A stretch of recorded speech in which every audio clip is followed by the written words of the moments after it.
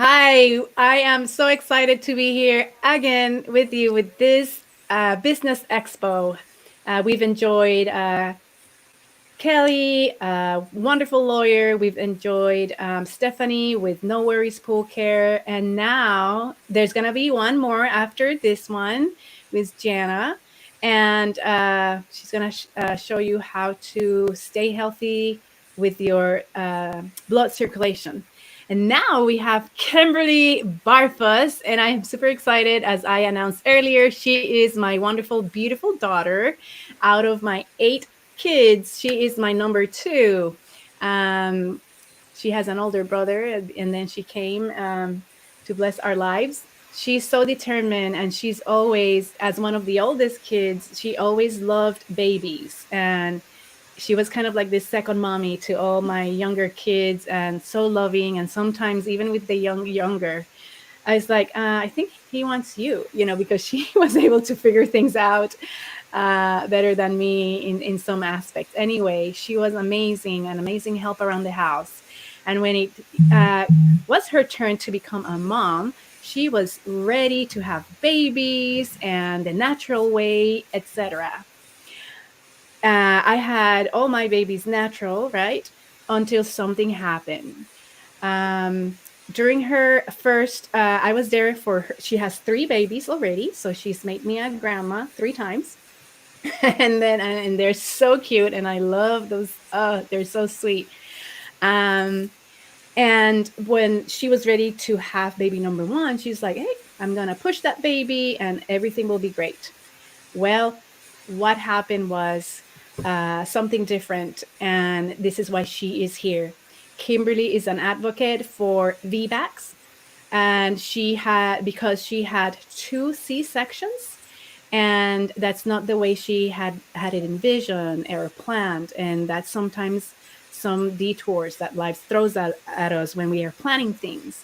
But the way she's been able to embrace this, and she's going to tell you her stories about her birthing. So birthing experiences here with Kimberly on embracing C-sections, when you needed to go through them, and why you can also have the idea with the possibility of having a vaginal baby even after 2 C-sections, because that was her experience, and I've been there the 3 times. I witnessed all of it. So Kimberly, it's all yours now. Welcome to this wonderful event today. How are you? Thank you. I'm so good. I'm excited to share about my stories and my business. So, my first one, I was kind of just scared into a C-section because I was 10 days overdue. My waters had already been ruptured for 36 hours. And so they were like, you and your baby are fine. But before this turns into an emergency, we should just have a C-section. So I was like, okay. And and that was totally unexpected. As you said, I had watched you, or I'd been there when you just popped the babies out really fast, and you always bounce back from birth really quickly. So I just imagined it would be super easy, Right. and that it would just happen. And we'd taken like a hospital birth class, and I was like, that's all I need. Um, but then, so when we were actually in labor and I wasn't dilating, they were like, well, if you don't dilate, then we'll have to have a C-section. And we just sat there like we didn't know what to do. I was like on the yoga ball, and I was doing yoga, and I was walking and stretching and trying to help the baby come out, but I didn't really know anything besides like outside of yoga or sitting on a birthing ball. And so, Way, etc. It's okay. I have you. I I have you was here. If you like, need me oh, to, someone. yeah. Go for it. Go for it. Sorry. And then my second one, I was denied an induction because they said, oh, it's not safe to induce VBACs. So we're not going to induce you. You have to go into labor on your own. I had gestational diabetes, so they wanted to schedule my C-section at 39 weeks. And I was like, and they were like, if you go into labor before that, you can, of course, have a trial of labor.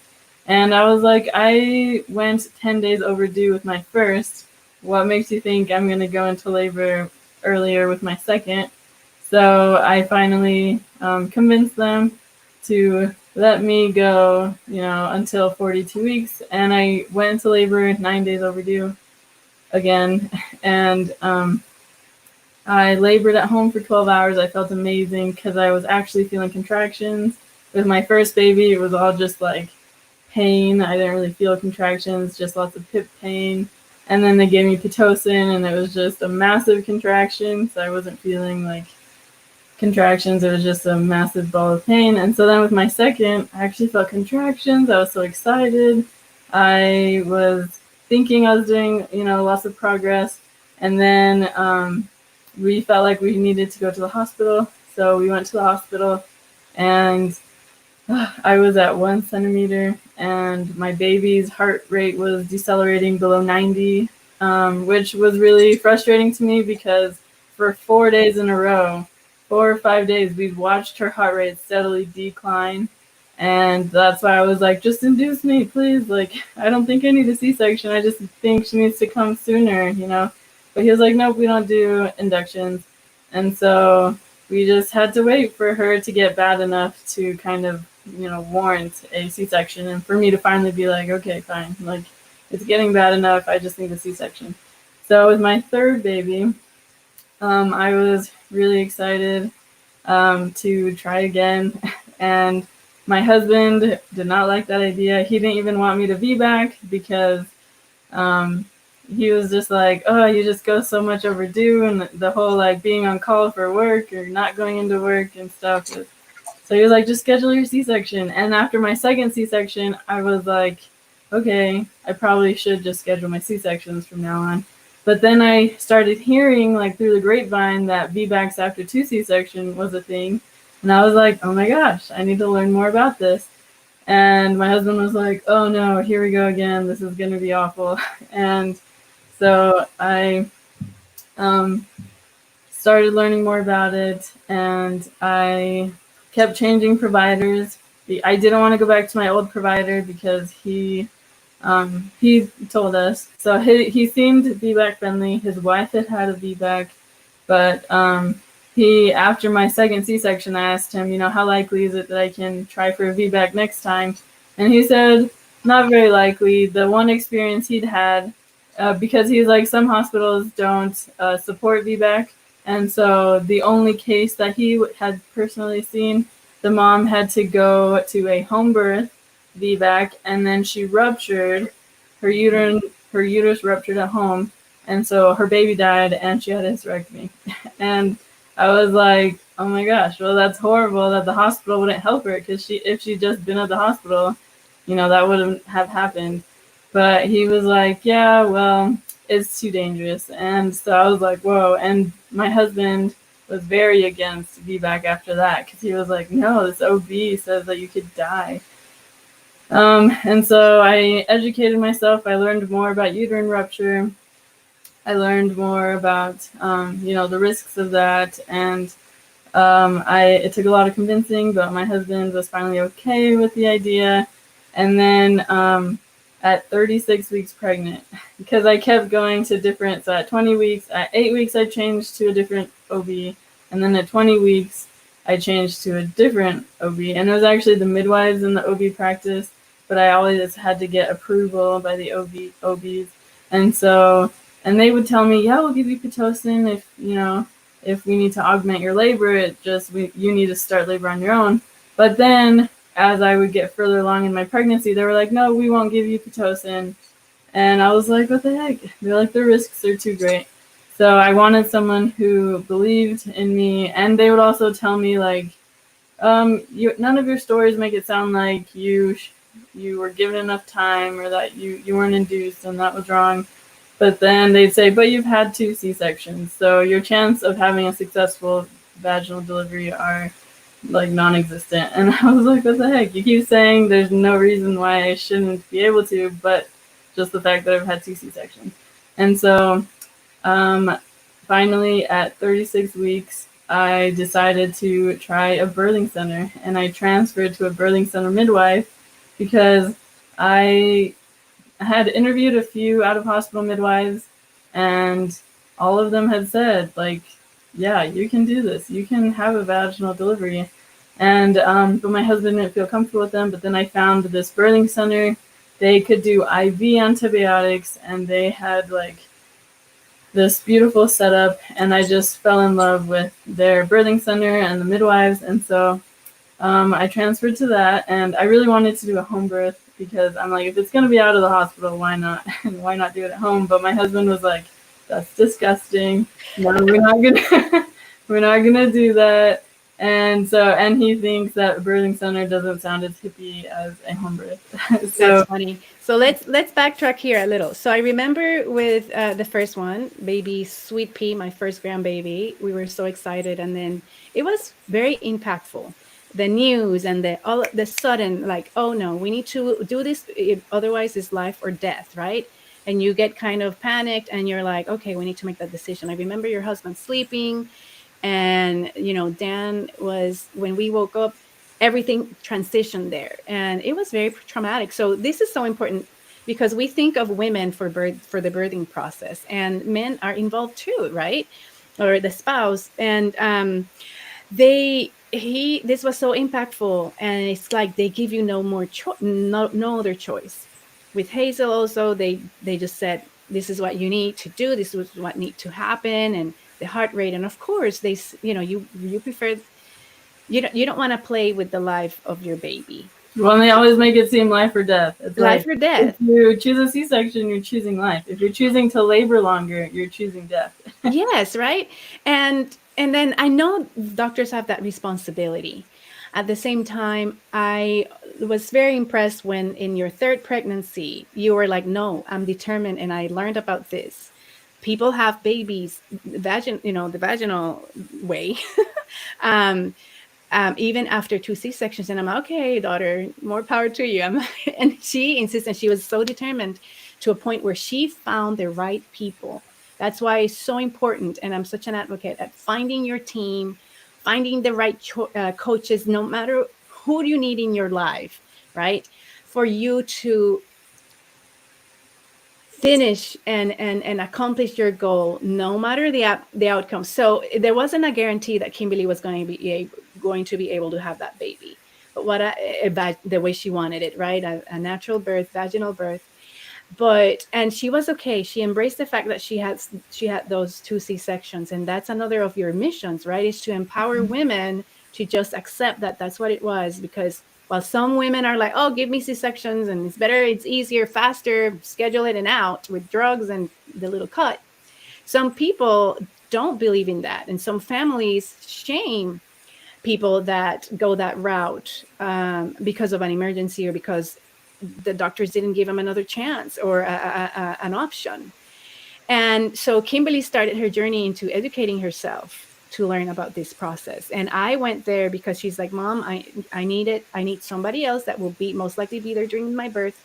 And her husband couldn't go. So that's why I flew where she was. And I was able to take this class. And me having 8 kids, I learned so much about birthing and about how it used to be in the past and how it's done now, and numbers and statistics that opened my jaw and my eyes into a reality of something that is definitely possible for mothers out there. So I was so impressed, and it was quite a journey. And we were called the birthing Avengers because she was surrounded on that day. She was surrounded by caretakers and providers, a doula, a midwife, 2 OBGYNs, and what is that called? The massage, the Structural integrative. structural integrative, and then massage therapist or massage type of person. And she took care of every aspect that she needed to make this happen, because she was determined to make this. Why was this so important to you, Kimberly? I feel like, so one phrase I've heard that I love is, if the desire is in you, it is for you. And I Wow. was like, and they say, if you have a burning passion, you can make it happen. Like, you need to put all the things in order to make it happen. And so I was like, Dan, I have this burning passion. I have this burning desire. I know I can do it. I feel it in my body and my soul that I can deliver vaginally. And I do not like surgery. I do not like, them taking my baby away and going and, I forgot what the word is, like checking them out, not on my chest, and it's really cold, and like I just do not enjoy C-sections. And so I was like, no, if I can do it vaginally, why not try to do it vaginally? And I also listened to a podcast. There's a VBAC podcast that I listened to a lot, and they're actually the ones who taught the class. And I loved how they talked about how back in the 90s, the uterine rupture rate was 30%. So like it was a lot higher and more dangerous to be back then. But that's because they were doing things wrong. Like they were inducing women and stuff. And so now the uterine rupture rate is like less than 2%. And so and then even of those 2%, only 1% of those 2%. So you have like a 0.02 or 0.002% chance of it being catastrophic. So that means the mom either has a hysterectomy or the infant or, maternal morbidity. And so the chances of something going wrong because of your C-section scar are lower than anything else like childbirth related. Like you're more likely to have a stillborn or to, anything else. And so that's why I was like, okay, that put the uterine rupture risk into perspective. And I listened to a podcast episode where this mom was talking about how she was running out of options. So she just went to a birthing center, and they were able to work with her financial plan that she was wanting, that the OBs weren't able to follow. And so she just went with the birthing center, even though she didn't really want to. And then the midwives just like held her hand throughout the whole process. And it was amazing. She's like, I'm gonna die, and like, this is horrible. And the midwife was like, you're okay, like you can do this. You're dilating great, your baby's okay. You're doing great. And I was like, heck, like it didn't sound like this lady wanted a VBAC, and I want a VBAC. And so if her midwife was able to hold her hand through the whole process and help her VBAC, I want someone to hold my hand and help me VBAC.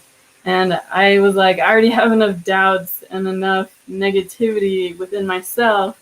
I don't need those doubts coming from my, care provider. Right. So I needed to find a care provider who believed in me more than I did. And so I was very grateful that I was able to find that. I know some women don't have access to birthing centers, but like some women have traveled 4 hours to find a VBAC supportive provider, and someone from Russia actually flew to Utah and lived in Utah for a month to deliver her baby, because Utah is actually the second highest VBAC success rate or whatever, or the second highest state with the most VBACs. But yeah, so anyways, so I'm like, if the desire is in you, you can make it happen. I love that. If the desire is in you, you can make it happen. So there's a lot of components here. And please, if you're out there watching, saying, something, what the beautiful part of this is that C-sections do happen, and they are absolutely necessary in many, many, many circumstances.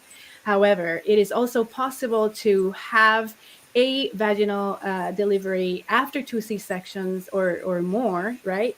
And if you're surrounded by the right practitioner, and it's a matter of preference, right? If the person is like, give me the drugs, let's set up the date, hey, go for it. Kimberly supports that too, because she went through that. And also the provider. When I back into town and also, witnessing your experiences, etc., I asked my provider, my OBGYN, and he said, no, I've had people dying on me. I don't know if he was doing his residency. We need to respect that he is traumatized as a professional because of his experience. And he's like, I don't want to do that. And that's fine. There are some, however, that are out there. And Kimberly is a great resource that she knows. She's done research, and she knows great names of providers that are advocates for this, and it can happen. So Kimberly, why is this so important right now, especially with what's going around the world? Now people are considering more having home deliveries because they want to, or child birthing centers, because of the threats that are in the hospital. Tell us a little bit more about that. Yeah, so with the coronavirus and or COVID-19, more women are, well, the hospitals are getting overloaded, or women are just afraid of going to hospitals and potentially catching that infection. And so, and also OBs are getting more jumpy and scared. And so I actually had a family member whose OB induced her at 37 weeks because they wanted to be able to just have that baby and to schedule it. And yeah, and so, and she had an induction first and then it ended in a C-section. But I was like, this lady just sounds like she's trying to get you to have a C-section. And it was just, it's horrible. And so I feel like the OBs are scared, everyone's scared. And so many women are actually opting to have a delivery out of the hospital, and many women are changing. And so there's a lot of fear because they're like, oh my gosh, I'm 38 weeks pregnant. I don't know where to go to find, a provider that's out of hospital. And some hospitals weren't allowing even husbands at one point. Finally, most of them, if not all of them, are allowing husbands, but they're not allowing doulas or even mothers. Like my mom was essential for my birth, so I would not have been able to have that without my mom. And so I can't imagine women having to make that decision and going to the hospital without their, all their birth partners. And so many women are choosing like, heck no, if I can't have my husband, or if I can't have my mom, or if I can't have, all these people, then I'm just going to stay home. And so, and I also thought that like I wanted my baby to be monitored the whole time. And hospital monitoring is awful. Like they just strap a little device to your stomach and it always like falls off, and then they tell you to just lie in the bed because the monitor is falling off, and that's horrible for laboring. You shouldn't labor in bed. And so but midwives, and a nurse or an OB comes and checks on you like every 4 hours, every 2 to 4 hours. And I was like, that's not very much. I don't like that. And so with a midwife at home or in a birthing center, they check your baby's heart rate like every 30 to 60 minutes. And it's the professional herself coming and checking on you. And it's either the midwife or the midwife assistant, but the midwife is there like on site with you the whole time. And I just loved that it was the professional, not just like a nurse or not just a computer keeping track of you. It was a real person making sure that you're not just your physical, not that just that you were alive still. It was like, okay, how are you doing? How are you feeling? How, are you scared of anything? And she would just talk through your fears, and she'd sit down and talk with me for hours. And so I felt way better taken care of outside of the hospital than in the hospital. And now people are like freaking out and they don't have enough masks and stuff. And so it's just a lot more tension and fear in that atmosphere. And that's really bad for laboring women. Laboring women need to feel safe and relaxed, or else their body won't be able to do what it needs to do. And so that's why more people are choosing to labor outside of the hospital. And I think that's so important even for C-section moms. So now people who have had prior C-sections, the OB is like, oh, it's too dangerous. Let's just schedule a C-section at 39 weeks. Or, the moms are like, oh, my OB was going to let me be back, but now with the coronavirus, they're pushing women out of the hospitals really fast. And so they just want to schedule my C-section and push me out. And I'm like, women aren't cattle. Women are women, and they're mothers. And you don't schedule, like, there's a book called Babies Aren't Pizzas. They aren't delivered, and you shouldn't schedule a time for them to arrive at a certain event or whatever. You need to just let the baby come and let the woman be a mother. So that is amazing. So Kimberly's story is fascinating. There's more to it. We have time limit, so maybe we need to schedule something to go longer. But it's just fascinating to see her passion, her grit, how she gets educated. As a mom, I've learned so much from you because as your mother, not as a mom, I'm your mother.